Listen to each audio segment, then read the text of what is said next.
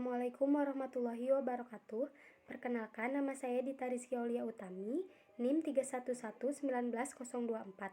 Saya dari kelas 2 Farmasi. Di sini saya akan mempresentasikan mengenai jenis penyakit kulit beserta dengan obatnya.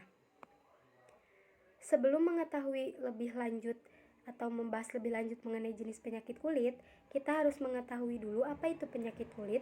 Penyakit kulit merupakan suatu penyakit yang menyerang permukaan tubuh. Penyakit kulit umum terjadi pada orang-orang di segala usia. Jenis penyakit kulit yang akan saya bahas diantaranya ada eksim, kudis atau skabies, bisul, herpes simplex, kurap, dan jerawat. Yang pertama yaitu ada eksim.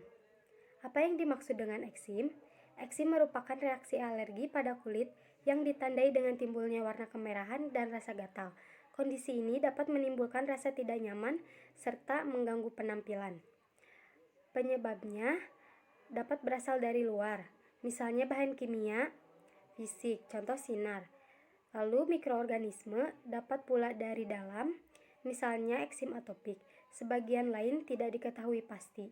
Banyak macam eksim yang belum diketahui patogenesisnya, terutama yang penyebabnya faktor endogen.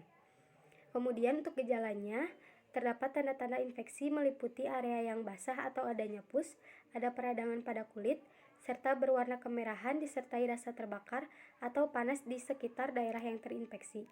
Muncul rasa tidak nyaman serta menyebabnya ruam yang biasanya berlangsung selama 3 minggu. Timbul vesikel, terdapat bagian bersisik putih di area tersebut atau sangat mengelupas. Kulit menjadi sangat kering, keras, dan kaku. Pasien adalah anak-anak atau usia lanjut. Untuk pengobatannya, eksim dapat diobati dengan antihistamin, kortikosteroid, dan pelindung kulit. Di sini ada contoh obatnya yang akan saya jelaskan, yaitu obat hidrokortison yang diindikasikan untuk eksim, inflamasi, dermatitis alergi, dermatitis atopik. Kontraindikasinya hipersensitif terhadap hidrokortison, herpes simplex, vaksinia, dan varicella. Hidrokortison ini mengandung hidrokortison asetat 2,5%. Bentuk sediaannya yaitu krim atau salep. Dosis dan cara penggunaannya yaitu penggunaan obat ini harus sesuai dengan petunjuk dokter. Oleskan 2-3 kali sehari pada area kulit yang dituju. Terdapat efek samping pada obat ini, yaitu diantaranya kulit terasa panas, gatal, kekeringan, stretch mark, kulit lebam, perih, eritema, dan ruam.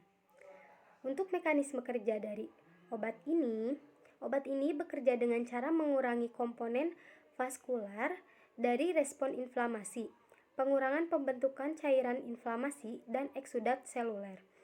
Reaksi granulasi juga menurun akibat efek penghambatan hidrokortison pada jaringan ikat. Stabilisasi butiran sel yang paling dan selaput lisomal menurunkan mediator yang terlibat dalam respon inflamasi dan mengurangi pelepasan enzim dalam sintesis prostaglandin. Dengan demikian, hidrokortison krim atau salep dapat memberikan efek antiinflamasi, anti-alergi, dan antipruritus pada penyakit kulit. Kemudian yang selanjutnya yaitu ada kudis. Apa yang dimaksud dengan kudis? Kudis atau skabies adalah penyakit kulit yang disebabkan oleh infeksi tungau Sarcoptes scabiei. Tungau tersebut bereproduksi pada permukaan kulit, lalu masuk ke dalam kulit untuk bertelur sehingga menyebabkan rasa gatal. Penyebabnya yaitu penyebab skabies adalah scabiei yang menginvasi kulit. Tungau ini biasanya terdapat di spray, gorden, bantal, atau pakaian orang yang terinfeksi. Untuk gejalanya yang timbul yaitu timbul gatal yang hebat pada malam hari. Gatal yang terjadi terutama di bagian sela-sela jari tangan, di bawah ketiak, pinggang, alat kelamin, sekeliling siku, areola, dan permukaan depan pergelangan. Penyakit ini mudah sekali menular ke orang lain secara langsung, misalnya bersentuhan dengan penderita atau tidak langsung, misalnya melalui handuk atau pakaian. Lalu di sini ada contoh obatnya, yaitu skabimid. Indikasinya yaitu untuk terapi infeksi Sarcoptes, Scabiei, atau infeksi kulit yang disebabkan oleh infeksi parasit tungau. Kontraindikasi hipersensitif terhadap zat yang terkandung pada skabimid krim yaitu permetrin, pyrethroid, atau pyretrin. Dalam skabimid terkandung permetrin sebanyak 5%. Bentuk sediaannya yaitu krim. Dosis dan cara penggunaan obat ini harus sesuai dengan petunjuk dokter. Sekali pemakaian pada malam hari. Aturan pakai: oleskan krim ke seluruh tubuh termasuk wajah, leher, kulit kepala, dan telinga. Setelah 8-24 jam, obat dibilas dengan cara dicuci menggunakan sabun. Pengobatan dapat diulangi setelah 1 minggu. Mekanisme kerjanya yaitu skabimid mengandalkan permetrin sebagai kandungan utamanya untuk mengatasi tungau di kulit. Substansi ini bekerja pada membran sel saraf tungau untuk mengganggu saluran natrium, di mana polarisasi membran diatur. Melambatnya polarisasi membuat tungau mengalami kelumpuhan dan akhirnya mati. Efek samping dari obat ini yaitu kulit perih, gatal, eritema, hipertensi, ruam kulit untuk sementara waktu.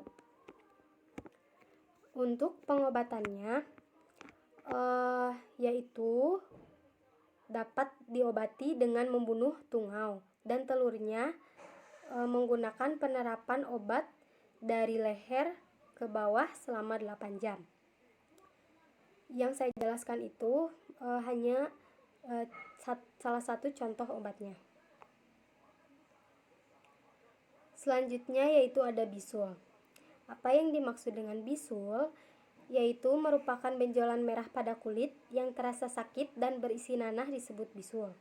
Benjolan ini muncul akibat infeksi bakteri yang memicu inflamasi pada folikel rambut, yaitu lubang tempat rambut tumbuh.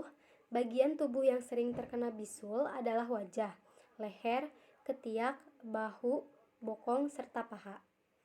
Bisul penyebab utamanya yaitu bakteri Staphylococcus aureus.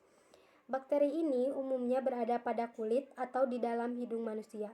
Akan tetapi, bakteri ini tak memicu infeksi. Namun, infeksi ini bisa terjadi ketika bakteri masuk ke folikel lewat luka, gores, atau gigitan serangga. Gejala utamanya yaitu munculnya benjolan merah pada kulit. Pada tahap awal, ukuran bisul cenderung kecil, tapi kondisinya bisa disertai dengan kulit di sekitar benjolan berubah menjadi merah, terasa hangat saat disentuh, dan juga bengkak. Kondisi ini menandai kalau infeksi telah menyebar ke kulit sekelilingnya. Benjolan bertambah besar dan berisi nanah. Terbentuk titik putih di bagian puncak benjolan. Faktor resikonya yaitu kontak langsung dengan pengidap, usia atau jenis kelamin, kebersihan tidak terjaga, serta sistem imun yang lemah. Untuk pengobatannya, bisul bisa diobati dengan dikompres dengan air hangat, dan bisul tersebut jangan dipencet. Rutinlah untuk mengganti perbannya dan menjaga kebersihan. Di sini ada salah satu contoh obat yang digunakan untuk mengobati bisul, yaitu gentamisin. Indikasinya yaitu bisul, infeksi superfisial, infeksi primer atau sekunder pada kulit yang disebabkan oleh bakteri yang peka terhadap gentamisin. Kontraindikasinya yaitu hipersensitif, infusiensi ginjal, penyakit kulit yang disebabkan oleh jamur atau infeksi virus. Gentamisin ini mengandung gentamisin sulfat sebanyak 0,1%. Bentuk sediaannya salep. Dosis dan cara penggunaan obat ini harus sesuai dengan petunjuk dokter. Krim atau salep gentamisin dioleskan tipis pada daerah yang sakit sebanyak 3-4 kali sehari sampai tercapai kesembuhan. Daerah yang sakit boleh ditutupi dengan perban. Kemudian untuk efek samping, gentamisin salep yang pernah dilaporkan adalah terjadinya iritasi ringan pada kulit seperti eritema dan pruritus. Mekanisme kerja sebagai bakterisida dengan cara menghambat sintesis protein pada bakteri yang rentan. Hal ini diperantarai oleh kemampuannya dalam mengikat subunit ribosom 30S dan 50S secara irreversibel. Kemudian yang selanjutnya yaitu ada jerawat. Apa yang dimaksud dengan jerawat? Jerawat atau akne adalah gangguan pada kulit yang berhubungan dengan produksi minyak sebum berlebih. Jerawat terjadi ketika folikel rambut atau tempat tumbuhnya rambut tersumbat oleh minyak dan sel kulit mati. Hal tersebut menyebabkan peradangan serta penyumbatan pada pori-pori kulit. Untuk penyebabnya ada banyak faktor yang dapat memicu terbentuknya jerawat. Namun secara umum jerawat dapat dipicu karena kondisi sebagai berikut, yaitu produksi minyak berlebih, siklus hormonal, faktor genetik, bakteri, stres, dan penggunaan kosmetik. Gejalanya yang pada umumnya yaitu benjolan berwarna kemerahan atau kuning, benjolan kecil yang muncul di atas kulit, sensasi panas atau terbakar akibat adanya peradangan, timbul rasa gatal pada benjolan, bisa diperparah oleh peradangan. Jerawat pengobatannya dapat dengan cara mengurangi produksi minyak, melawan infeksi bakteri, mempercepat pergantian sel kulit, dan kurangi peradangan. Di sini ada contoh obatnya yaitu Benzoac CL. Diindikasikan untuk akne vulgaris, papula, pustula berat. Kontraindikasi hipersensitif terhadap bahan aktif obat ini. Pasien yang memiliki hipersensitif terhadap bahan aktif yang terkandung dalam formula. Komposisi atau kandungan dalam Benzoac CL ini ada benzoyl peroxide sebanyak 5% dan clindamycin fosfat sebanyak 1,2%. Bentuk sediaannya yaitu gel. Dosis dan cara penggunaannya, penggunaan obat harus sesuai petunjuk dan pengawasan dokter. Biasanya digunakan 1-2 kali sehari, oleskan tipis pada tempat yang berjerawat. Efek sampingnya yaitu dermatitis kontak alergi, kekeringan pada kulit, reaksi hipersensitif seperti kemerahan, gatal, dan bengkak. Mekanisme kerjanya yaitu bekerja dengan mengurangi konsentrasi asam lemak bebas pada kulit dan dapat menekan pertumbuhan bakteri penyebab jerawat. Juga bekerja dengan cara mengurangi peradangan, membunuh bakteri penyebab jerawat, dan membuka pori-pori kulit yang tertutup. Selanjutnya yaitu ada kurap. Apa yang dimaksud dengan kurap? Kurap adalah infeksi jamur pada kulit yang menimbulkan ruam melingkar berwarna merah. Kurap dapat terjadi di beberapa bagian tubuh, seperti di kepala, wajah, dan selangkangan. Penyebabnya yaitu oleh infeksi jamur pada kulit. Jamur ini dapat menular melalui kontak langsung dengan penderita atau kontak tidak langsung dengan benda atau tanah yang terkontaminasi. Untuk gejalanya yang paling umum adalah munculnya ruam kemerahan dengan pusat yang berwarna lebih terang, ruam memiliki tepi yang tidak beraturan dan meninggi atau aktif, bersisik dan menimbulkan gatal. Ruam berbentuk cincin ini dapat melebar dan jika berkelanjutan akan membentuk benjolan dan melepuh. Pada kepala akan menyebabkan kerontokan, luka kecil bernanah, sisa luka yang mengeras, dan luka besar yang disebut kerion yang dapat menyebabkan demam. Untuk pengobatannya dapat diatasi dengan salep kurap atau anti jamur. Di sini ada salah satu contoh obatnya yaitu mikorin. Diindikasikan untuk mengatasi kudis, kurap, dan panu pada bagian tubuh yang terinfeksi, infeksi jamur, tinea seperti tinea corporis, tinea pedis, tinea cruris, tinea versicolor, dan candidiasis yang ada pada kulit. Kontraindikasinya hipersensitivitas terhadap mikonazol. Mikorin ini mengandung mikonazol nitrat sebanyak 2%. Bentuk sediaannya yaitu krim. Dosis dan cara penggunaan: dioleskan sehari 2 kali pada daerah yang terinfeksi. Pengobatan selama 2-4 minggu. Untuk efek sampingnya yaitu yang dapat terjadi biasanya ringan seperti iritasi lokal, maserasi atau perasaan terbakar.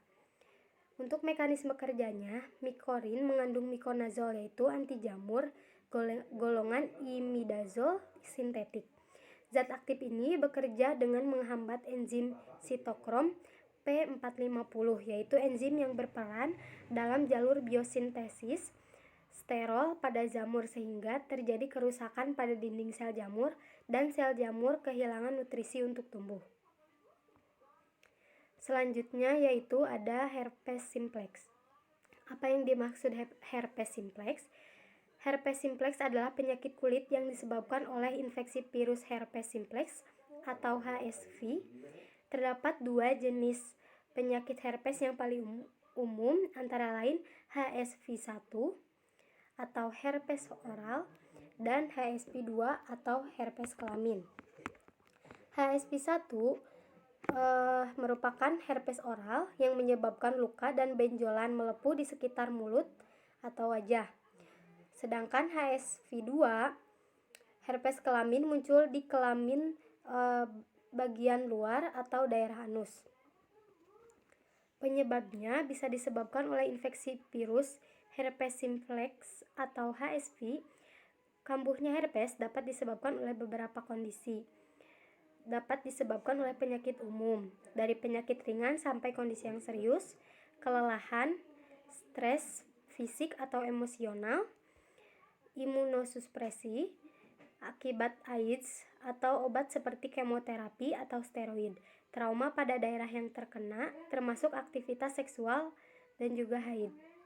Gejalanya untuk virus HSV, untuk HSV1, demam, nyeri otot, lemas, muncul rasa nyeri, gatal, rasa terbakar atau ditusuk pada tempat infeksi, timbul blister, kulit seperti melepuh, pecah dan mengering.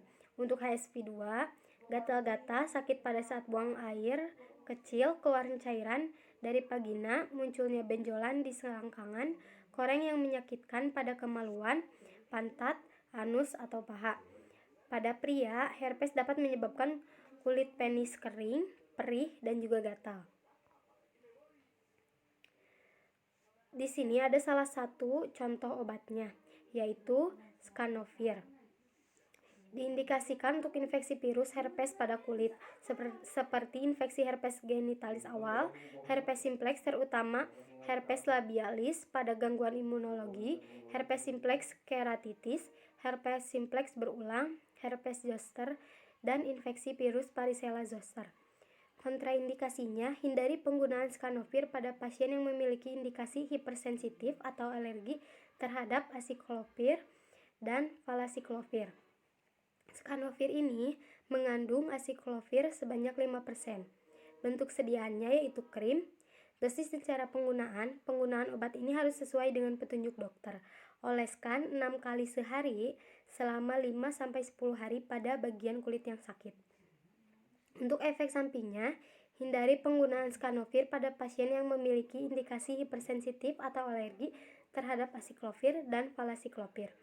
Mekanisme kerjanya yaitu bekerja dengan cara menghambat sintesis DNA dan replikasi virus. Herpes simplex, pengobatannya sebenarnya ada beberapa pengobatan seperti salep herpes yang termasuk obat antivirus. Mungkin hanya sekian yang dapat saya sampaikan. Mohon maaf apabila terdapat banyak kesalahan karena di sini saya masih belajar. Terima kasih. Wassalamualaikum warahmatullahi wabarakatuh.